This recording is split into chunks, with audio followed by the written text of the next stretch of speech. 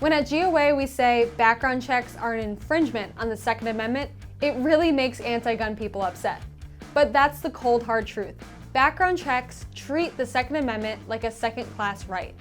Today on One in the Chamber, we'll dive into how to explain the problems with background checks and convince others that your rights are non-negotiable.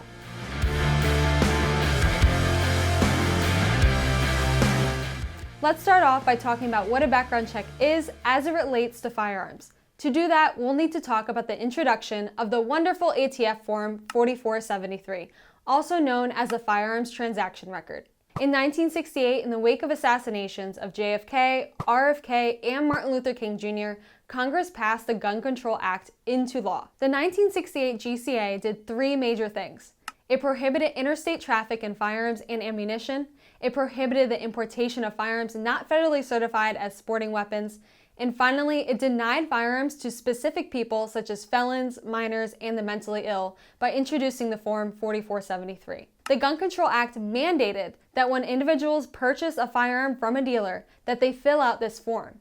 The dealer then keeps those records for reference if the firearm is ever used in a crime, so that the ATF can trace it to its point of origin. Later in 1993, Congress passed the Brady Act into law, which amended the 1968 Gun Control Act.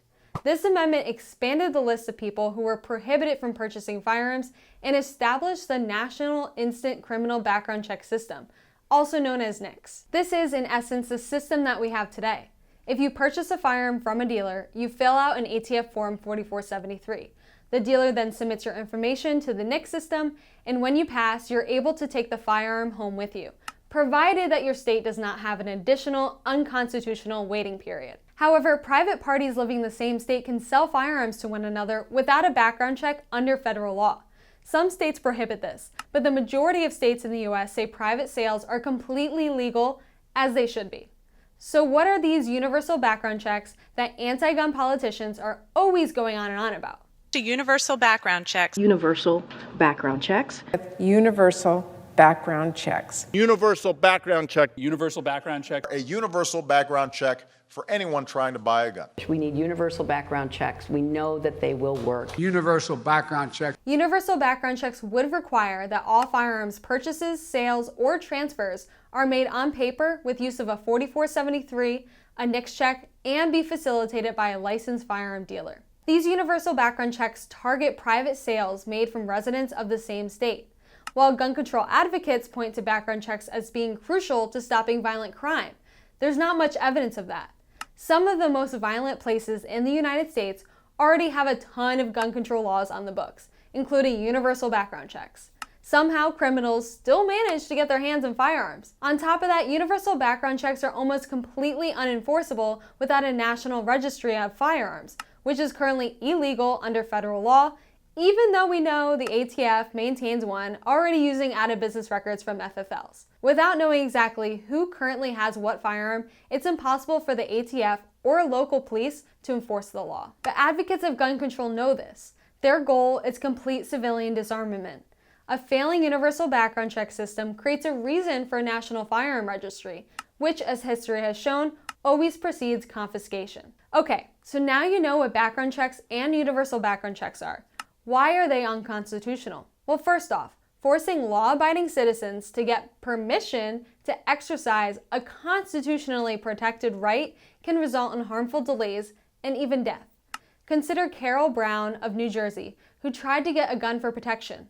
She was forced to wait several weeks during the screening process and was ultimately stabbed to death by the man she wanted to defend herself against. Additionally, background checks stop the wrong people. Roughly 95% of NICS denials are false positives, which means most people who are being denied are not criminals at all and are instead regular law-abiding citizens. To make matters worse, background checks do not result in bad guys going to jail. In 2017, only 12 people, that's 12 people, were successfully prosecuted by the U.S. Attorney's Office for trying to illegally purchase a gun, during a year when more than 25 million background checks were conducted. So with all that being said, the Biden administration's new rule is a direct attempt to bypass Congress and force universal background checks nationwide. This, of course, is just another step towards a national gun registry and complete civilian disarmament. The rule is so strict that, quote, Even a single firearms transaction or an offer to engage in a transaction may be sufficient to require a license, according to the ATF. This is why we're asking for all JOA members to head to the website of the Federal Register and leave a comment on Biden's universal background check rule. We have a model comment which we've linked in the description of this video. Even if the rule passes, your comments are extremely important to our lawsuit over this rule. So please share this video with all of your pro-gun friends. We can't let the Biden administration and the anti-gun billionaires that fund them to take another step towards a national gun registry. Anyways, that's it for today, guys. Thank you so much for watching another episode of One in the Chamber. Go ahead and check out some of our previous episodes, and I'll see you next time.